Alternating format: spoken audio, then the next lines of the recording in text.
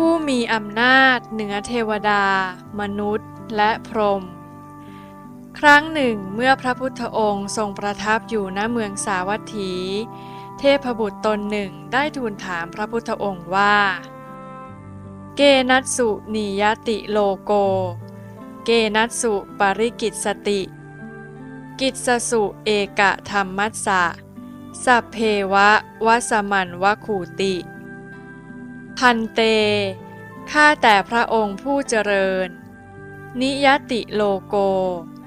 การที่เทวดามนุษย์และพรหมจมปลักอยู่ในโลกนี้คือต้องหมุนวนตายเกิดอยู่อย่างไม่สิ้นสุด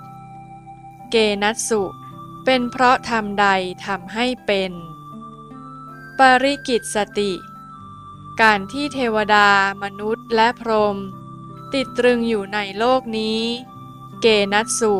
เป็นเพราะธรรมใดทำให้เป็นกิจสุเอกธรรมัสสะธรรมประการหนึ่งอะไรหนอสัพเพวะที่เทวดามนุษย์และพรหมทั้งมวลวสมันวคูตกอยู่ในอำนาจและติดตามไปดังเงาเทพบุตรทูลถามว่าข้าแต่พระองค์ผู้เจริญการที่เทวดามนุษย์และพรหมจมปลักอยู่มั่นคงและไม่สามารถออกไปจากโลกกล่าวคือการเกิดแก่เจ็บตายนี้ได้เป็นเพราะธรรมข้อใดที่ทำให้เขาติดอยู่อย่างนี้พระเจ้าข้าสิ่งรึงรัดผูกพันหมู่สัตว์ทั้งเทวดามนุษย์และพรหมให้จมอยู่จนไม่สามารถหลีกออกไปจากการเกิดแก่เจ็บตายนี้ได้เป็นเพราะธรรมข้อใดพระเจ้าข้าสิ่งที่ติดสอยห้อยตามหมู่สัตว์ไปอย่างไม่เหินห่างเหมือนดังเงาคือธรรมข้อใดพระเจ้าข้าพระพุทธองค์ตรัสตอบว่าตัณหายะนิยติโลโกตัณหายะปริกิตสติตัณหายะเอกธรรมัสสะสัพเพวะวสมันวคูติ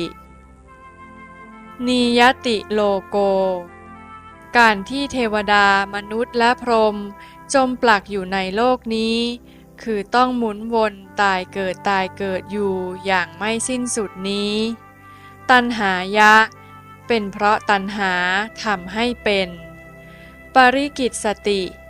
การที่เทวดามนุษย์และพรหมติดตรึงอยู่ในโลกนี้ตัณหายะเป็นเพราะตัณหาทำให้เป็นตัณหายะเอกธรรมัสสะเพราะตัณหาประการเดียวสัพเพวะที่เทวดามนุษย์และพรหมทั้งมวลวสมันวคูตกอยู่ในอำนาจและติดตามไปดังเงาดูกรเทพบุตรการที่เทวดามนุษย์และพรหมจมปลักอยู่มั่นคงและไม่สามารถออกไปจากโลกกล่าวคือการเกิดแก่เจ็บตายนี้ได้เป็นเพราะตัณหาความอยากเป็นผู้นำไปซึ่งมี3ประการด้วยกันคือ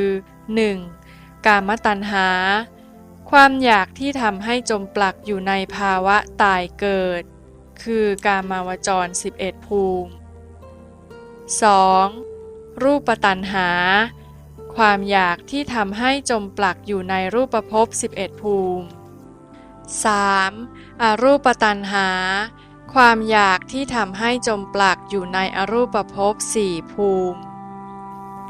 เพราะคำว่าตัณหานั้นหมายถึง 1. โลภะความอยาก 2. มานะความยึดถือว่าเรามีหรือตนมี 3. ทิฏฐิความเห็นผิดว่ามีเราหรือมีตนตัณหานี้แหละเป็นเครื่องร้อยรัดผูกมัดหมู่สัตว์ไว้ในโลกแห่งการเกิดแก่เจ็บตายตัณหานี้แหละเป็นเครื่องร้อยรัดผูกมัดหมู่สัตว์ไว้ในโลกแห่งการเกิดแก่เจ็บตายมิยอมให้หลุดรอดออกไปจากโลกตัณหานี้เองเป็นผู้ติดสอยห้อยตามหมู่สัตว์เหมือนดังเงา